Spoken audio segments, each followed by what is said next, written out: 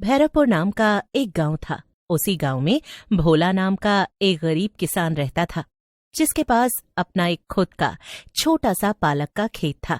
भोला बहुत ही सीधा साधा और मेहनती था, मगर उसके अंदर थोड़ा लालच भी था।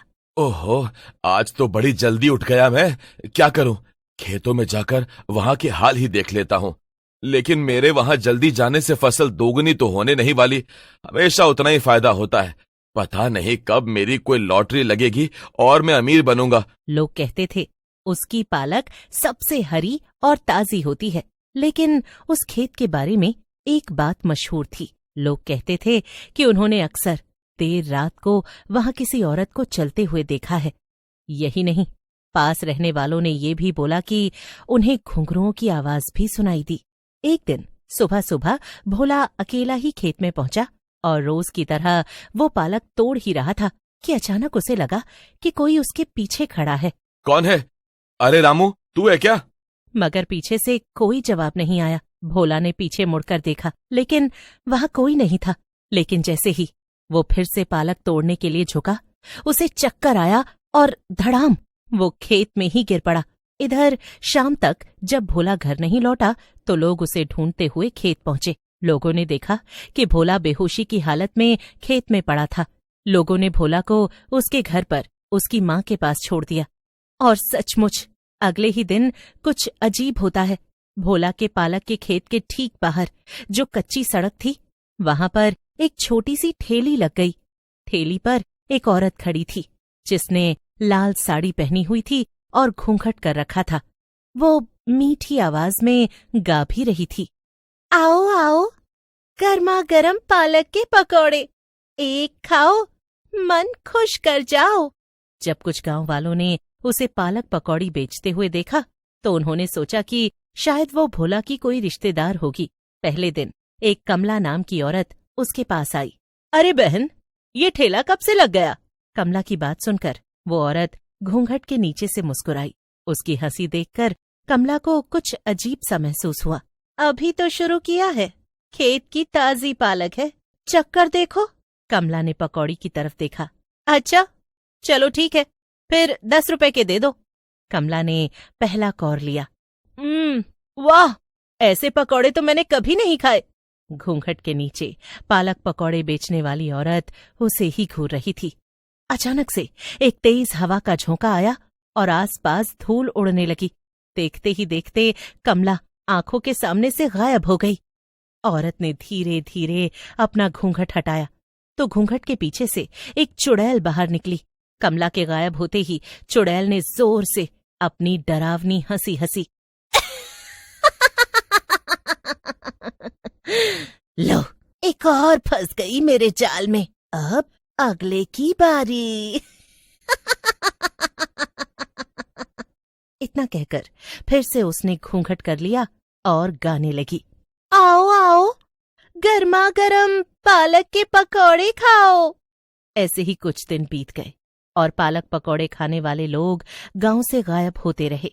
मगर फिर भी गांव में ये बात फैलने लगी कि पालक पकौड़े बेचने वाली औरत के हाथ का स्वाद कमाल है। कुछ दिन बाद फिर एक और औरत उसके पास आई, जिसका नाम शांता था। क्यों बहन, सुना है तुम्हारे पकौड़े बड़े मशहूर हो रहे हैं? ये सुनकर चुड़ैल घूंघट के अंदर से मुस्कुराते हुए धीमे से बोली, बस बहन, भगवान की कृपा है। फिर से वही हुआ। शांता के कहने पर उसके सामने ही चुड़ैल ने गर्मा गर्म पालक पकौड़े तले और जैसे ही शांता ने उन्हें खाया, तेज हवा चली और शांता गायब।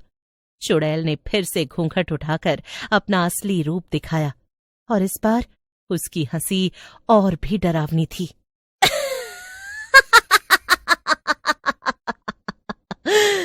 पालक का स्वाद, जान का इनाम। मगर जब उस दिन शांता घर नहीं लौटी तो उसके पति ने पूरे शहर में ढिंढोरा पीट दिया। पता नहीं मेरी बीवी कहाँ गायब हो गई। हे भगवान, आखिरी बार बड़े मन से वो पालक पकौड़ी वाली के पास पकौड़ियाँ खाने गई थी।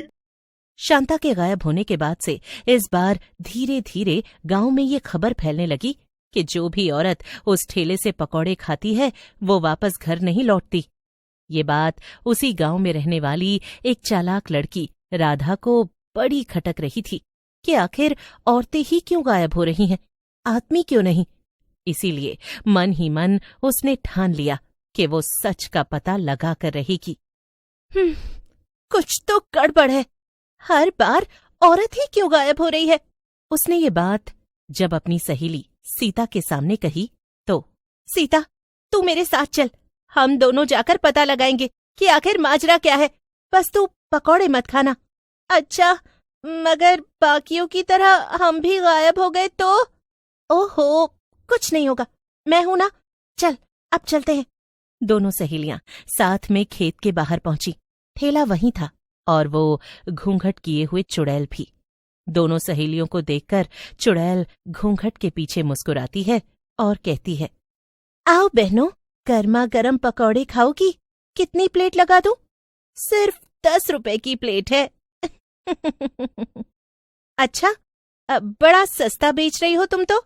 हाँ, और क्या, ताकि सब कोई खा पाए। बड़ी ही नेक दिल लगती हो। चलो ठीक है, लगा दो 2 प्लेट। राधा के इतना कहते ही चुड़ैल पकौड़ियां तलने लगती है। बहन, वैसे तुम ये पालक कहाँ से लाती हो? यहीं खेत से। अच्छा, भोला काका के खेत से? मगर वो तो अभी बीमार है, आप क्या उनकी रिश्तेदार हो? तुम पहले तो कभी नहीं दिखी इस गांव में। हाँ, उसकी पक्की सहेली हूँ, बहुत पुरानी पहचान है हमारी। लो, पकौड़े भी बनने वाले हैं, अभी गर्मा गर्म खिलाती हूँ। लेकिन तभी सीता धीमे से राधा को बोलती है, मुझे कुछ ठीक नहीं लग रहा राधा, उसका हंसना अजीब है, चल वापस घर चलते हैं। क्या? मगर पहले स्वाद तो चखो, इतनी दूर से आई हो। लो, पकौड़ियां खाकर बताओ कैसी बनी हैं। मुफ्त में दे रही हूँ।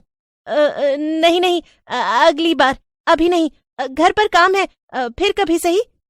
मगर अचानक से पकौड़ों की खुशबू हर तरफ फैल गई। खुशबू की वजह से सीता खुद को रोक नहीं पाई और उसने ना चाहते हुए भी एक पकौड़ा उठा लिया। नहीं सीता, मत खा, फेंक दे उसे। लेकिन बहुत देर हो चुकी थी। सीता ने पकौड़ी खा ली और उसे खाते ही उसकी आंखें अजीब हो गईं। उसकी पुतलियां लाल सी दिखने लगीं। वाह, ये तो बहुत चटपटी और मजेदार है, तुम भी खाकर देखो राधा। अचानक से तेज हवा चली और देखते ही देखते सीता गायब। राधा का दिल जोर जोर से धड़कने लगा। सामने खड़ी चुड़ैल ने घूंघट ऊपर किया और अपना असली चेहरा दिखाया।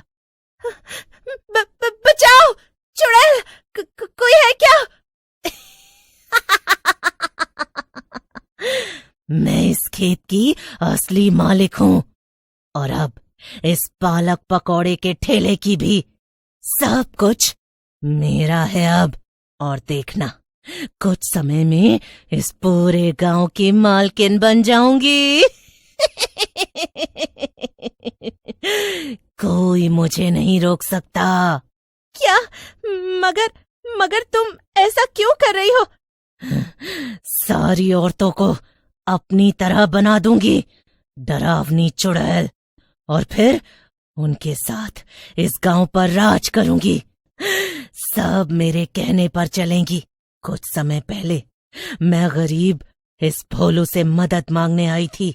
सिर्फ इतना कहा कि थोड़ी पालक दे दे, फिर पकौड़े बनाकर रोजी रोटी कमाऊंगी।